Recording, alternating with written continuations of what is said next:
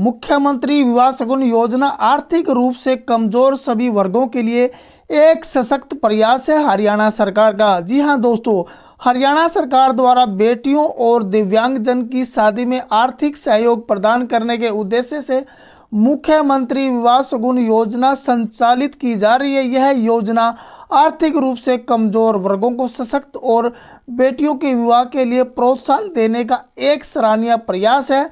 मुख्यमंत्री विवाह शगुन योजना समाज में समानता और सशक्तिकरण का प्रतीक है।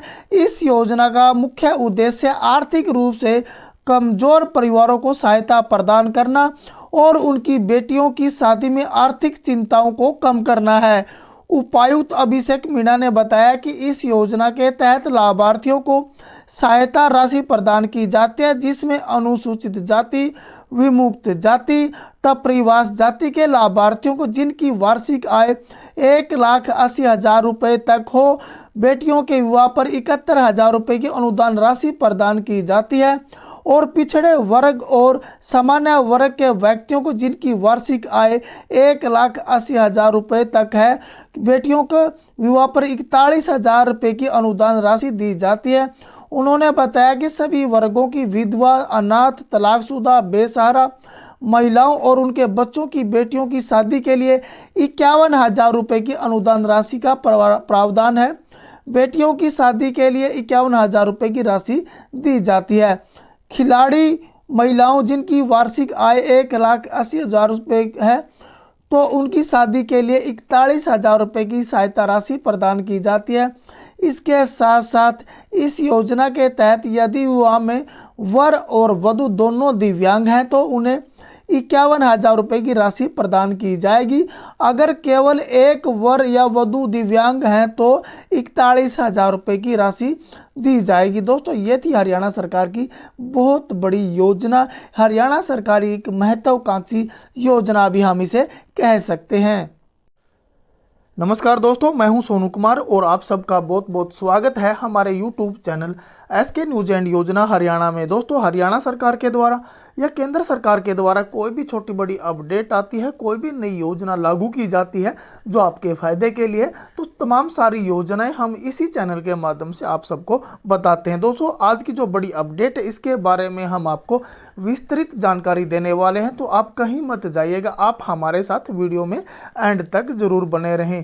हरियाणा में SC लिस्ट से हटेगी 3 जातियों के नाम। हरियाणा सरकार अनुसूचित जाति के लोगों की सूची में बदलाव की तैयारी में है। अनुसूचित जातियों में 3 जातियां ऐसी हैं जिनके नाम विवादित माने जाते हैं। कई साल से इस सूची को बदलने की मांग की जा रही है, लेकिन अब करीब 12 साल बाद हरियाणा सरकार ने इस सूची में बदलाव के लिए केंद्र सरकार को पत्र लिखा है। ऐसी है कि किसी भी सूची में बदलाव का अधिकार केंद्र सरकार को है और इसके लिए संसद में कानून में संशोधन की जरूरत पड़ती है। हालांकि सूची में बदलाव की पहल हरियाणा सरकार ने की है, लेकिन सूची बदलने के बाद यह व्यवस्था पूरे देश में लागू रहेगी। हरियाणा सरकार ने अपने राज्य में अनुसूचित जाति के लोगों को सूची में शामिल जातियों के नाम की समीक्षा की। इस लिस्ट में 3 नाम को पत्र में जातिगत नामों को आपत्तिजनक बताते हुए वर्षवादियों को द्वारा गाली के रूप में इस्तेमाल किए जाने की बात कही गई है। जिन नामों को हटाने की मांग की गई है उनमें चूरा और भंगी अनुसूचित जाति लिस्ट में क्रम संख्या 2 पर अंकित है। मोची को अनुसूचित जाति लिस्ट में 9 नंबर पर रखा गया। हरियाणा सरकार की ओर से केंद्र को भेजे गए पत्र में कहा गया है कि यह तीनों नाम न केवल आपत्तिजनक है बल्कि अपनी प्रासंगिकता में खो चुके हैं। अगस्त 2013 में पूर्व सीएम भूपेंद्र सिंह हुड्डा के कार्यकाल में ऐसा ही एक पत्र केंद्र सरकार को लिखा गया था। हरियाणा सामाजिक न्याय, अधिकारिता, अनुसूचित जातियों और पिछड़े वर्गों का कल्याण तथा अंत्योदय विभाग के पास इसका रिकॉर्ड उपलब्ध है। हालांकि उस पत्र का क्या हुआ उसका कोई रिकॉर्ड मौजूद नहीं है। अब सरकार के नए लेटर पर केंद्र सरकार की ओर से कार्रवाई शुरू होने की उम्मीद जताई जा रही है। पारंपरिक व्यवसाय में निहित में ये तीनों नाम हरियाणा सरकार की ओर से केंद्र को बताया गया कि तीनों नाम सामाजिक समूह से जुड़े हुए पारंपरिक व्यवस्थाओं में निहित है, लेकिन इन्हें लंबे समय से पूर्वग्रहों की सुविधाजनक साधनों के रूप में इस्तेमाल किया जाने लगा। अब इन नामों को नकारात्मक और उपसंहारपूर्ण अर्थ में पेश किया जाता है तो ये जातिगत पूर्वाग्रह का हिस्सा बन जाते हैं। इसमें सामाजिक तनाव बने रहने की आशंका हर समय बनी रहती है। हरियाणा सरकार की ओर से दलील दी गई है कि इस तरह के मामलों को निपटाने के लिए अनुसूचित जाति और अनुसूचित जाति अधिनियम 1989 का सहारा लिया जाता है, जिसमें दंड के कड़े प्रावधान हैं। दोस्तों, एक और ज़बरदस्त न्यूज़ आप सबके लिए लेकर आए हैं जो बड़ी ही काम की खबर है।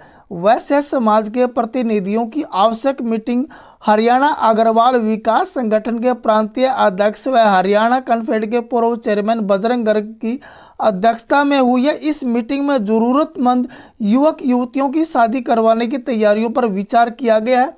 बजरंग गर्ग ने प्रतिनिधियों को संबोधित करते हुए कहा कि 23 मार्च को अग्रसेन भवन हिसार में संगठन द्वारा जरूरतमंद 51 कन्याओं का सामूहिक विवाह समारोह आयोजित किया जाएगा। शादी युवक युवती के परिवार के सहमति से ही की जाएगी। समारोह में गाजे बाजे के साथ शहर में भव्य बारात निकाली जाएगी और विवाह हिंदू रीति रिवाज के अनुसार संपन्न होगा।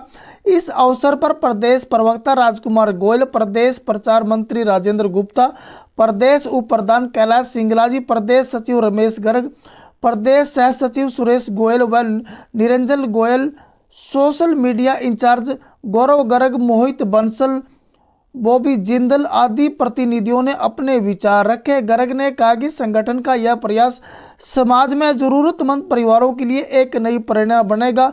बजरंग गर्ग ने कहा कि सामूहिक विवाह आयोजन का एक सामाजिक कार्य है। यह समाज के कमजोर और जरूरतमंद वर्गों को जीवन में सकारात्मक बदलाव लाने का प्रभावशाली माध्यम भी है। यह कार्य आर्थिक रूप से पिछड़े परिवारों की बेटियों को गरिमा और सम्मान में विवाह का अवसर प्रदान करती है। श्री गर्ग ने कहा कि गरीब परिवारों के लिए विवाह का खर्च उठाना एक बड़ी चुनौती होता है। सामूहिक विवाह में शादी का खर्च साझा करने और दहेज जैसी सामाजिक कुरीतियों से बचने का अवसर मिलता है। इसके साथ साथ सामूहिक विवाह जाति, धर्म और वर्ग के भेदभाव से ऊपर उठकर समाज में समानता और भाईचारे का संदेश देता है। सामूहिक विवाह जरूरत का सामान जैसे डबल बेड, गद्दे, चादर, स्टील अलमारी, संदूक, 4 कुर्सी, मेज, कूलर, 31 पीस बर्तन, प्रेस, LED घड़ियाँ, लेडीज और जेंट्स दीवार घड़ी, आभूषणों में चांदी और पंजेब, अंगूठी, चुटकी, चैन और लॉकेट, ये सारी सुविधाएं हैं दी जाती हैं इस शादी समारोह के दौरान। दोस्तों, एक और ज़बरदस्त अपडेट आप सबके लिए हम लेकर आए हैं। प्रधानमंत्री नरेंद्र मोदी ने आज वर्ष 2025 के अपने पहले मन की बात कार्यक्रम में हरियाणा के अंबाला व हिसार के स्टार्टअप को जिक्र करते हुए कहा कि यह खुशी की बात है कि देश में अंबाला व हिसार जैसे शहर भी स्टार्टअप के केंद्र बन रहे हैं। उन्होंने बताया कि स्टार्टअप कल्चर मात्र बड़े शहरों तक ही सीमित नहीं है, छोटे शहरों के स्टार्टअप में भी आधे से ज़्यादा नेतृत्व हमारी बेटियां कर रही हैं। इसके लिए हरियाणा के मुख्यमंत्री नायब सिंह सैनी ने अपनी प्रतिक्रिया देते हुए प्रधानमंत्री का धन्यवाद किया। मुख्यमंत्री नायब सिंह सैनी ने रविवार को कैथल में प्रधानमंत्री श्री नरेंद्र मोदी के मन की बात के कार्यक्रम के 118वें प्रसारण को सुना। इस मौके पर विधायक सतपाल जांबा, पूर्व मंत्री कमलेश डांडा व पूर्व विधायक श्री लीलाराम भी उपस्थित थे। मुख्यमंत्री ने कार्यक्रम की साप्ताहिक बाद कार्यकर्ताओं को संबोधित करते हुए कहा कि प्रधानमंत्री नरेंद्र मोदी ने मन की बात कार्यक्रम में हरियाणा के अंबाला व हिसार के स्टार्टअप का जिक्र करते हुए उनकी प्रशंसा की है। मुख्यमंत्री ने कहा कि हरियाणा में ऐसे युवा हैं जिनके स्टार्टअप आज मिसाल कायम कर रहे हैं। उनका टर्नओवर लगभग 100 करोड़ से 200 करोड़ रुपए का है। राज्य सरकार स्टार्टअप को बढ़ावा देने के लिए 2025-26 के आगामी बजट में नई योजनाओं पर सक्रियता से विचार कर रही है। उन्होंने कहा कि राज्य सरकार हरियाणा को एक अग्रणी स्टार्टअप हब के रूप में स्थानीय करने के लिए प्रतिबद्ध है। सरकार के मेक इन इंडिया और स्टार्टअप इंडिया के उद्देश्यों को साथ तालमेल बिठाते हुए राष्ट्रीय स्टार्टअप इकोसिस्टम में हरियाणा को एक प्रमुख प्लेयर के रूप में स्थापित करने के लिए समर्पित है। वहीं मुख्यमंत्री ने कहा कि प्रधानमंत्री नरेंद्र मोदी जी के मन की बात कार्यक्रम में संविधान सभा सदस्यों द्वारा किए गए कार्यक्रम महाकुंभ अंतरिक्ष में हमारी उपलब्धियों का जिक्र भी किया जाता है। साथ ही नेताजी सुभाष चंद्र बोस का याद करते हुए बताया कि कैसे उन्होंने अंग्रेजों से लोहा लिया। हर साल उनकी जयंती 23 जनवरी को पराक्रम दिवस के तौर पर मनाई जाती है। दोस्तों, ये थी आज की सबसे बड़ी अपडेट जो आपको बताना बहुत ज़रूरी था। इस प्रकार की न्यूज़ व योजनाओं के साथ मिलेंगे अगली वीडियो में। जब तक के लिए नमस्कार, जय हिंद, जय भारत।